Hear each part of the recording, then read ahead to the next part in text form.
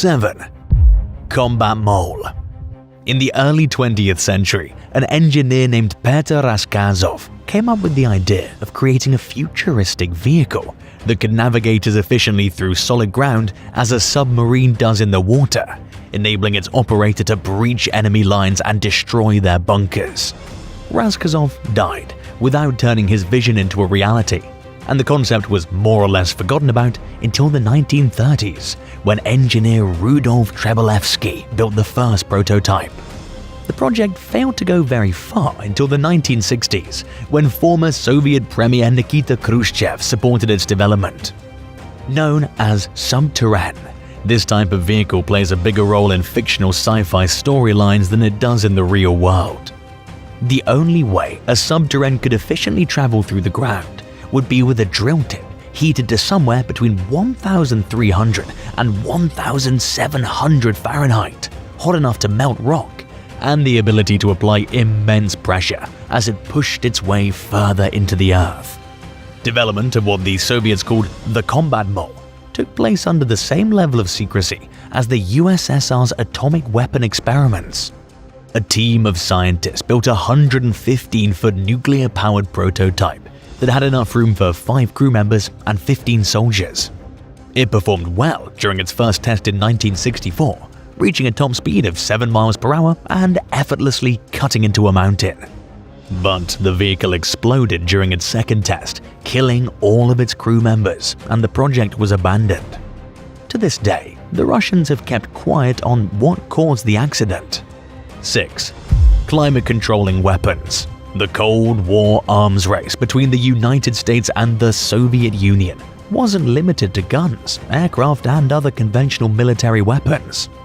Both world powers experimented with other potential methods of attack, including the possibility of changing the weather in ways that would hinder an enemy force and work to the operating force's advantage.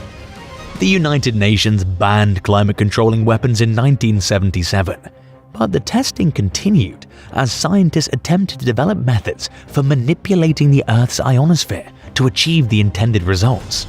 During the 1980s, the Soviet experiments were moved to a newly built clandestine laboratory called the Sura Ionospheric Heating Facility in the small town of Vasilsurk outside Moscow.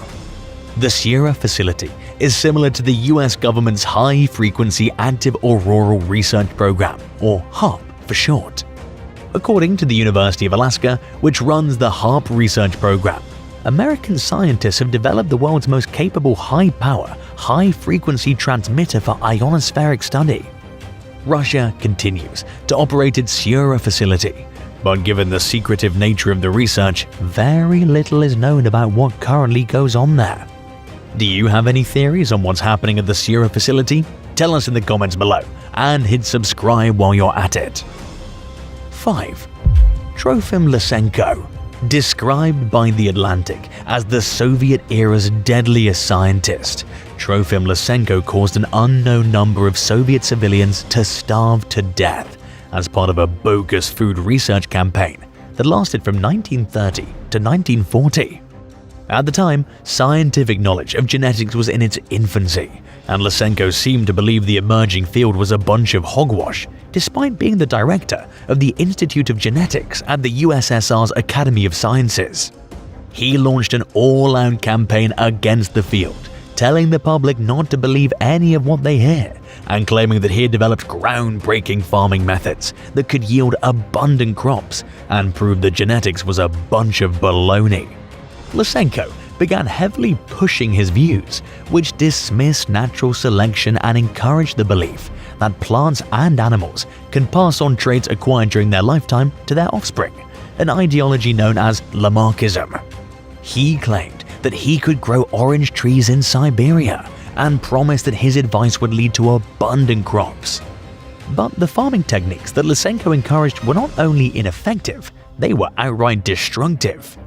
While his smear campaign against science was extremely vocal, his real reasons for harboring such irrationally hateful beliefs were tightly guarded. Lysenko was a staunch communist, and he saw genetics and credible science in general as a threat to the system.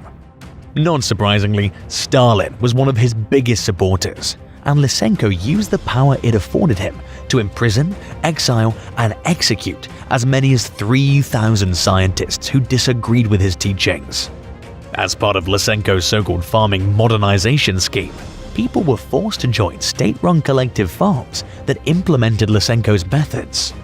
Farmers were required to plant seeds too close to each other and were banned from using any pesticides or fertilizers, among other crazy new rules that led to widespread crop failure.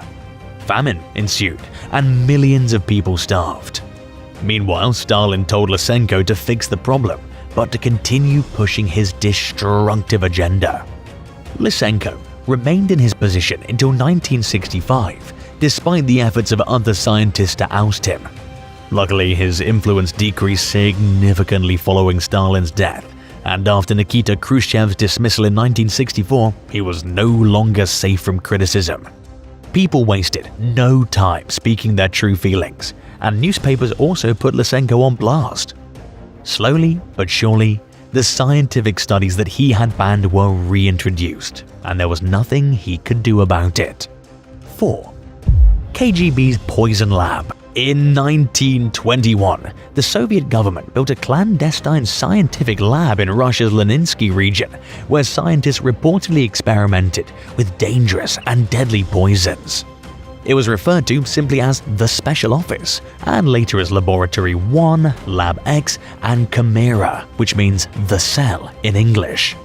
Because the Soviets were extremely tight-lipped about whatever went on in the building, information about what they were doing in there is limited.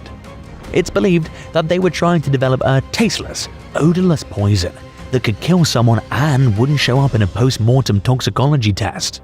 The facility was so closely guarded that its exact location is unknown, and despite its government backing, very few non-staff members were allowed inside. The building was off-limits even to most KGB agents, and only high-ranking officials seemed to gain entry.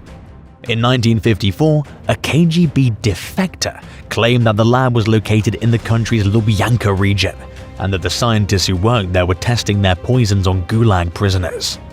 The Russian government claimed that the site's closed down, but many people believe it continues to secretly operate. Over the years, numerous former intelligence officials and other insiders have accused the Kremlin of using poison to eliminate suspected foreign spies, political enemies, and other perceived enemies. There have even been rumors that Joseph Stalin poisoned Vladimir Lenin in order to secure his rise to power. The poisoning deaths have continued into modern times, and while the Kremlin denies any involvement in the murders, it also seems suspiciously uninterested in addressing the matter or catching the suspects in these cases. One of the most shocking incidents came in 2006 when former KGB officer Alexander Litvinenko was poisoned with a rare radioactive isotope called polonium. He was a vocal critic of the KGB and had recently met with 2 former agents when he became violently ill. Litvinenko spent the next 3 weeks in agonizing pain as he slowly died from the toxic chemical. In 2021, the European Court of Human Rights ruled that Russia is responsible for Litvinenko's death. A Kremlin spokesperson responded in a typical fashion by claiming the allegations are baseless and remarking on how the Russian government's critics lack the authority to take meaningful action against it.